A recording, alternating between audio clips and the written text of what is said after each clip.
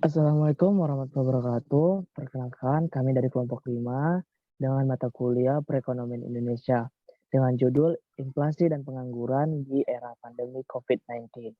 Adapun yaitu pengerjaan dari PPT kali ini yaitu dengan dikerjakan oleh Echa Salsabil, Dea Juliana Sinaga, Sriwardatu Mufida, dan Dede Sapitra. Baiklah, kita masuk ke poin utama yaitu pembacaan. Di mana dimulai dari pengertian inflasi.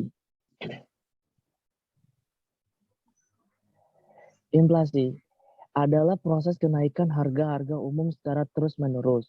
Sedangkan kebalikan dari inflasi adalah deflasi, yaitu penurunan harga secara terus-menerus. Akibatnya, daya beli masyarakat bertambah besar, sehingga pada tahap awal barang-barang menjadi langka. Akan tetapi pada tahap berikutnya jumlah barang akan semakin banyak karena semakin berkurangnya daya beli masyarakat. Sedangkan lawan dari inflasi adalah deflasi, yaitu manakala harga-harga secara umum terus turun dari periode sebelumnya atau nilai inflasi minus. Dampak inflasi. Dampak inflasi itu sendiri yaitu terdiri dari dua, dampak negatif dan dampak positif. Yang pertama yaitu dampak negatif. Bila harga secara umum naik terus-menerus, maka masyarakat akan panik sehingga perekonomian tidak berjalan normal karena di satu sisi ada masyarakat yang berlebihan uang memborong sementara yang kekurangan uang tidak bisa membeli barang. Akibatnya negara rentan terhadap segala macam kekacauan yang ditimbulkannya. Sebagai akibat dari kepanikan tersebut, maka masyarakat cenderung untuk menarik tabungan guna membeli dan menumpuk barang sehingga banyak bank diras. Akibatnya bank kekurangan dana berdampak pada tutup atau bangkrut atau rendahnya daya investasi yang tersedia. Poin ketiga yaitu produsen cenderung memanfaatkan kesempatan kenaikan harga untuk memperbesar keuntungan dengan cara mempermainkan harga di pasaran.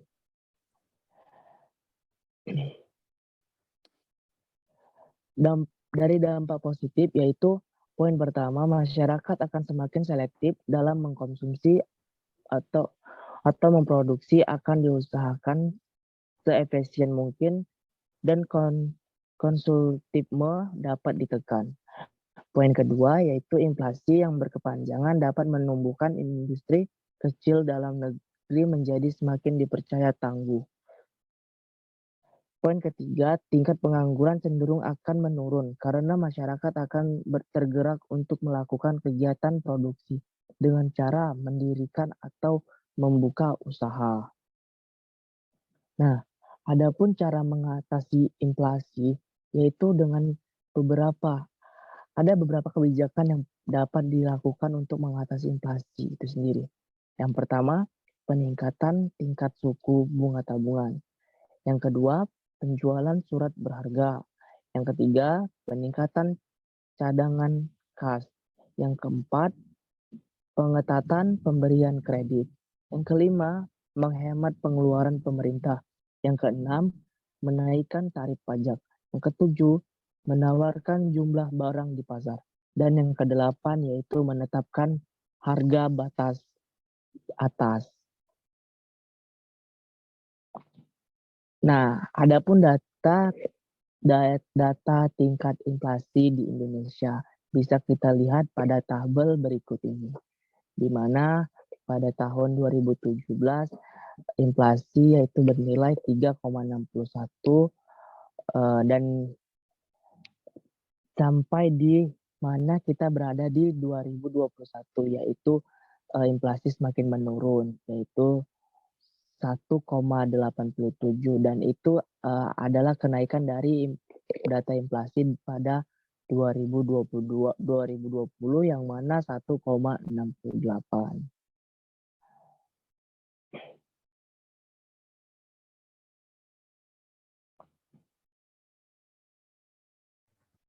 Dua, pengangguran.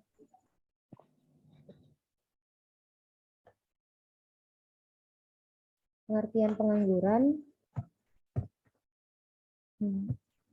Pengangguran atau orang yang menganggur adalah mereka yang tidak mempunyai pekerjaan dan tidak aktif mencari pekerjaan. Kategori orang yang menganggur biasanya adalah mereka yang tidak memiliki pekerjaan pada usia kerja dan masanya kerja.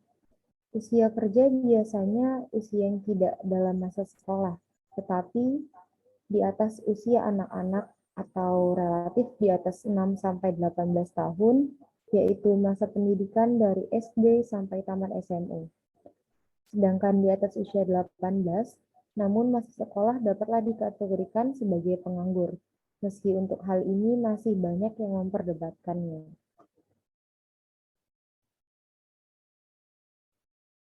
Dampak dari pengangguran itu ada satu, yang pertama bagi perekonomian Indonesia, termasuk penurunan pendapatan per kapita, penurunan pendapatan pemerintah yang berasal dari pajak, meningkatnya biaya sosial yang harus dikeluarkan pemerintah. Yang kedua bagi masyarakat, menjadi beban psikologis dan psikis, dapat menghilangkan keterampilan karena tidak pernah dipakai untuk bekerja, dan menimbulkan ketidakstabilan sosial dan politik seperti meningkatnya tindak kriminalitas. Lalu gimana sih caranya mengatasi pengangguran? Ada beberapa cara mengatasi pengangguran, yaitu mempersiapkan pendidikan dan pelatihan untuk pekerjaan sesuai bidang dan lapangan kerja yang tersedia, memindahkan tenaga kerja di tempat yang dibutuhkan, dapat meningkatkan modal dan tenaga kerja, mampu menampung tenaga kerja yang menganggur, dan dapat mendirikan industri bersifat padat karya.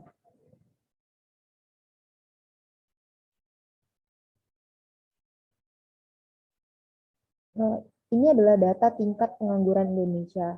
Pada tahun 2018, tingkat pengangguran berada pada 5,34. 2019 pada 5,28, 2020 7,07, dan 2021 6,49. Dampak inflasi dan pengangguran terhadap pandemi COVID-19. Gangguan COVID-19 pada inflasi Indonesia sebelumnya juga sudah terlihat pada rendahnya inflasi di bulan Ramadan yang jatuh selama April sampai Mei 2020. Inflasi keduanya tercatat hanya 0,08 dan 0,07%.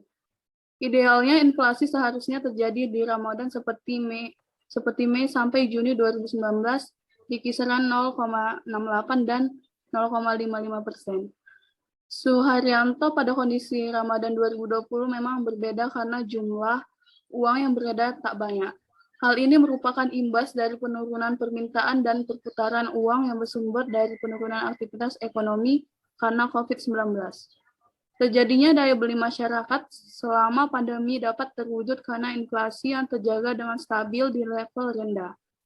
Upaya pengendalian inflasi yang melibatkan pemerintah dan seluruh stakeholder terkait berhasil menjaga inflasi di level 1,68% atau YoY pada tahun 2020.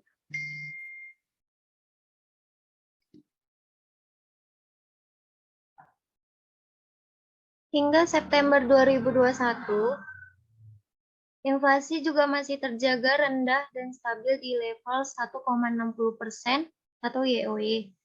Jika menilik 5 tahun ke belakang, capaian inflasi Indonesia konsisten dalam tren menurun. Keberhasilan tersebut tidak terlepas dari komitmen pemerintah dalam membenahi fundamental ekonomi antara lain melalui perbaikan infrastruktur. Dari sisi kemiskinan dan pengangguran yang sempat meningkat akibat COVID-19 juga telah berhasil diturunkan. Angka kemiskinan menurun dari 10,19% pada September 2020 menjadi 10,14% pada Maret 2021. Sedangkan angka pengangguran turun dari 9,77 juta orang atau 7,07% pada Agustus 2020 menjadi 8,75 juta orang atau 6,26% pada Februari 2021. Karena dengan adanya pandemi COVID-19 ini, menyebabkan angka pengangguran di Indonesia meningkat dengan sebab banyaknya PHK di masa pandemi ini. Nah, oke, baiklah. Itu presentasi kami dengan mengenai judul inflasi dan pengangguran di era COVID-19 ini. Nah, baik, usai sudah presentasi kali ini yang dibacakan dari awal hingga akhir tadi, di mana sudah selesai dan sudah dibacakan keseluruhannya. Baik, kami dari kelompok 5 mengundur diri dengan mengucapkan wassalamualaikum warahmatullahi wabarakatuh. Terima kasih.